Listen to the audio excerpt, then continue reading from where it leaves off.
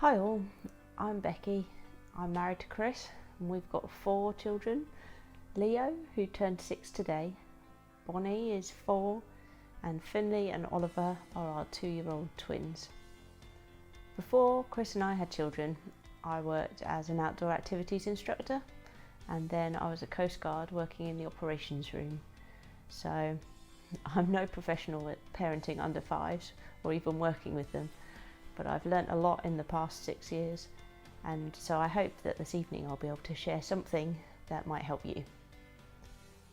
Firstly, I want to acknowledge that all our parenting situations will be very different, whether that's through choice or through circumstance.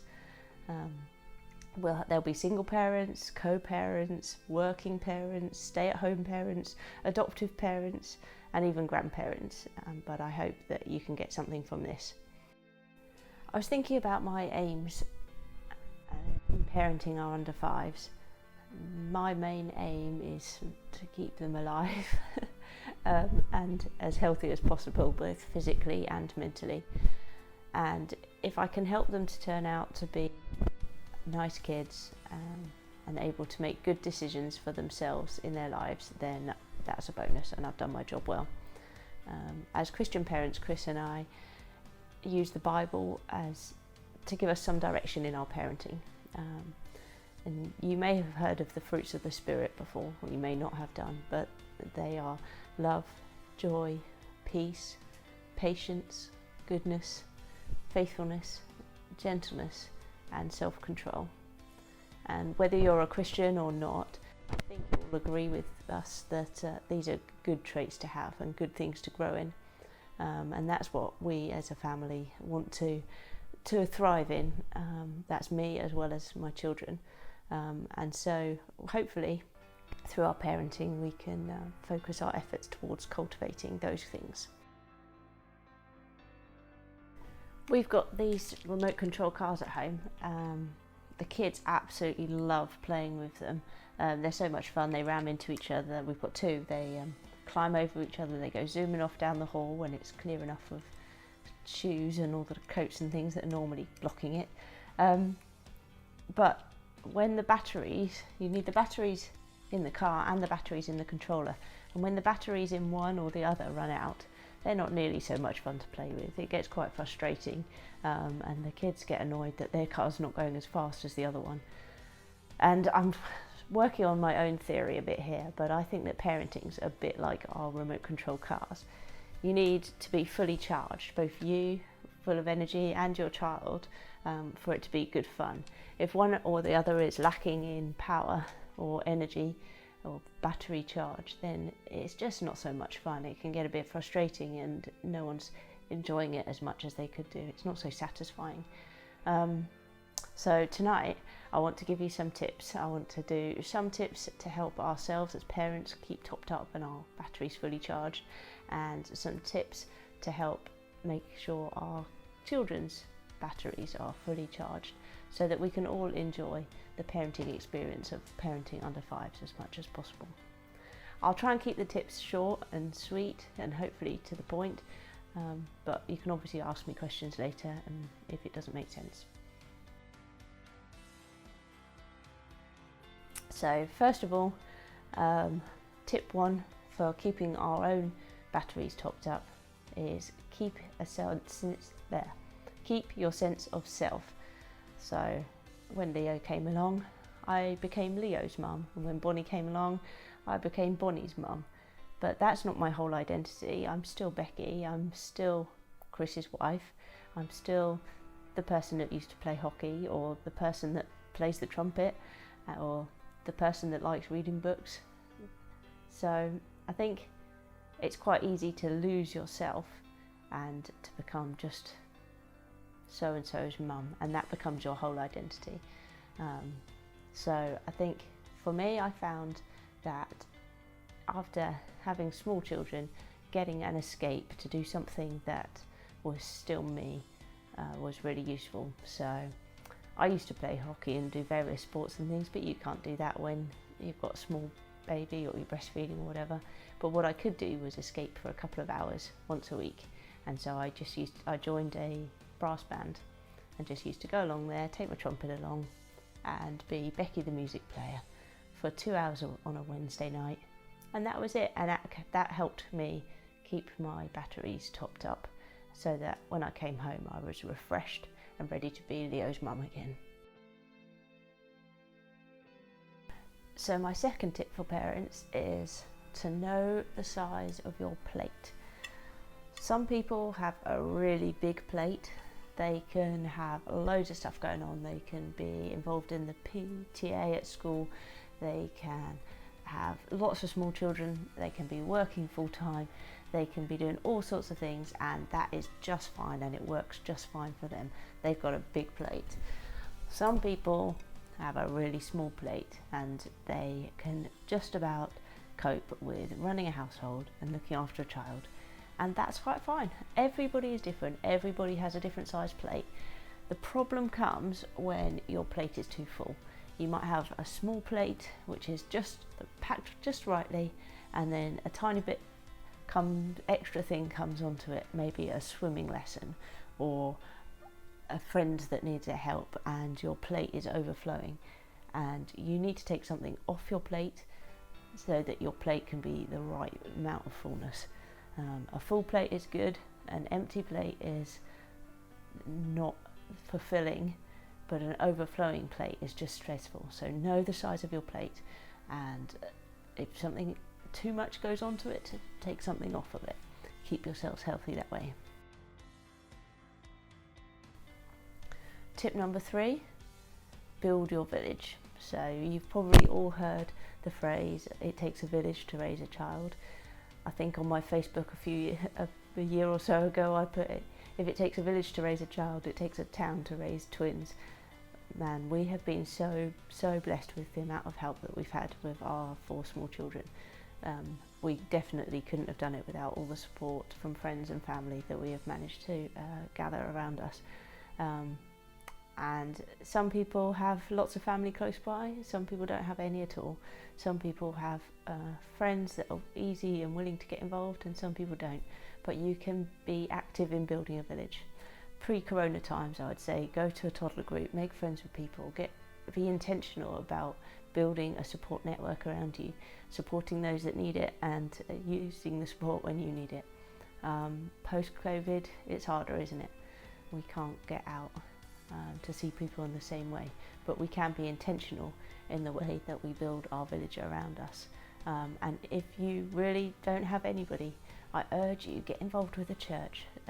There'll definitely be people there that will be willing to be part of your village and help you be the best parent that you can be.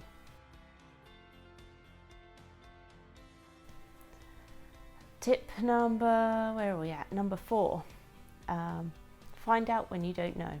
So when we found out we were having twins, there were so many questions I did not know the answers to. Really simple things about giving birth to them, and more complicated things, and even things like, how on earth do you let them sleep in the same room, in the same cot? What do you do? But you can find out. Read a book, ask wise people, fortunate enough to know some people with twins who had some answers for us. Or even ask wise people what to read. But the thing is, if you don't know something, you can go out there and try and get some information, find out for yourselves, and get some wisdom into your lives. It's much better to be informed than just trying to blast on through things without thinking it through first.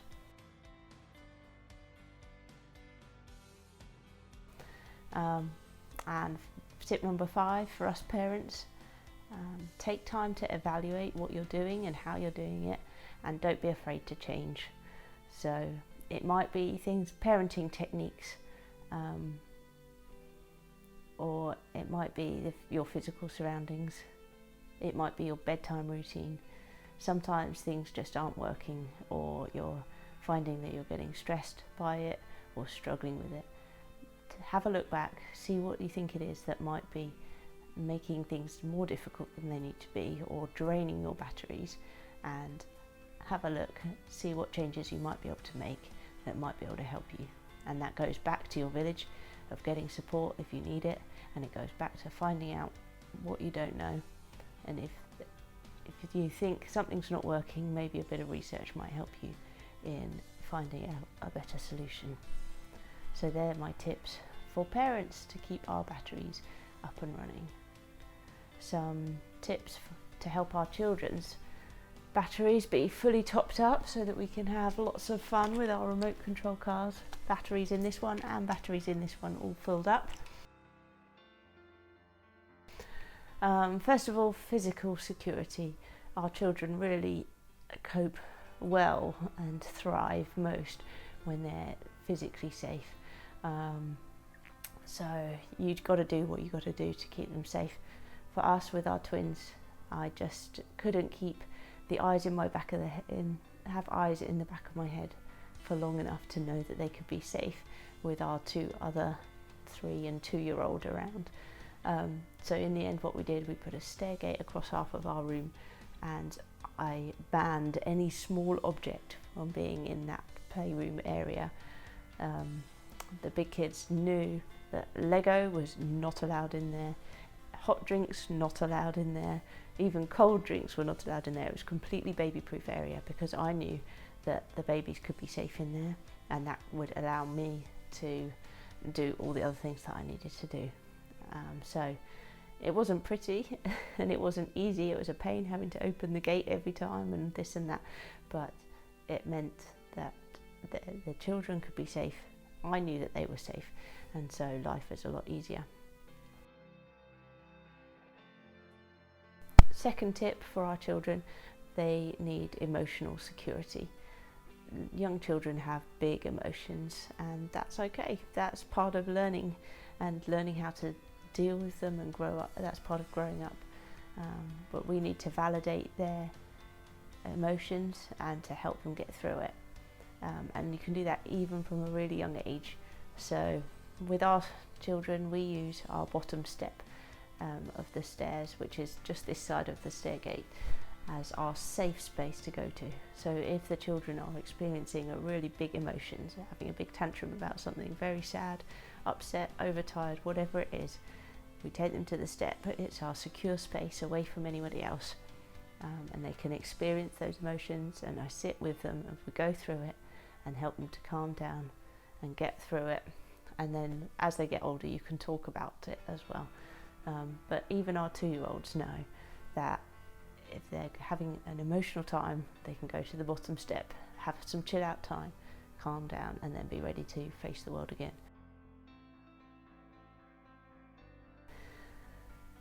Tip number 3 to keep our children's batteries topped up is routine.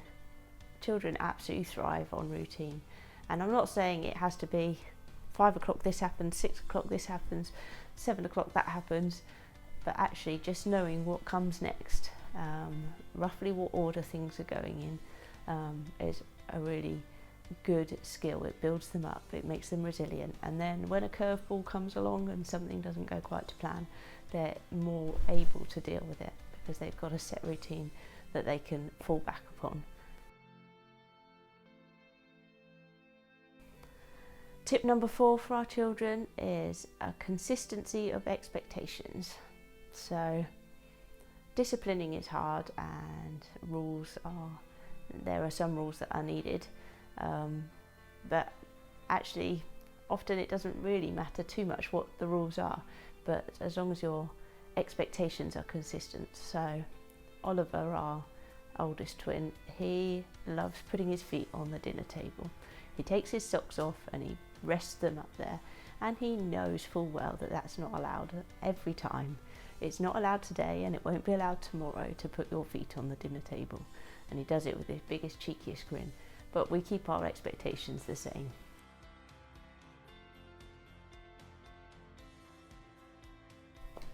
And finally, tip number 5 for helping our children have topped up batteries is what I call sorry for. It's really easy when you're parenting little ones for them to be when they do something wrong or unkind or unloving, they just say, oh sorry, sorry. They quite quickly, even sign language, oh sorry, they learn it quickly. But we try to do and implement sorry for, so that the children have to learn to take responsibility for the thing that they've done wrong. And sometimes they surprise you, and when you ask them, what are you sorry for, it's something very different from what you're expecting them to apologise for. But it also works in reverse, and I fairly frequently have to say sorry for shouting or sorry for being impatient with my children. And they know that sorry for is just as much for mummy and daddy as it is for them.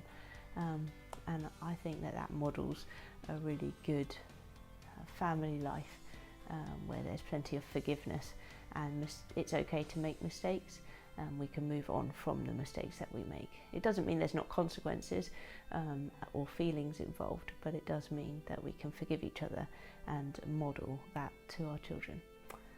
So that's my 10 top tips. So for parents, I've got keep your sense of self, know the size of your plate, build your village, find out what you don't know, and take time to evaluate, and don't be afraid to change.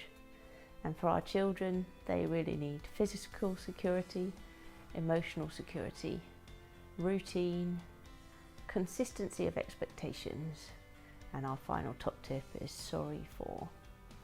And that's it. So hopefully in a mo I can answer any questions you might have, and I hope something that I've said might help you build resilience, top up your batteries and your child's batteries, so that parenting under 5s can be a really fun and fulfilling experience, and not just a drag or something that we get ourselves through. Because we want the best for our families and for your families, thriving and growing in those fruits of the Spirit. We want lots of love, joy, peace, patience, goodness, gentleness, faithfulness, kindness and self-control. I think that's all of them. All right, thanks. Bye.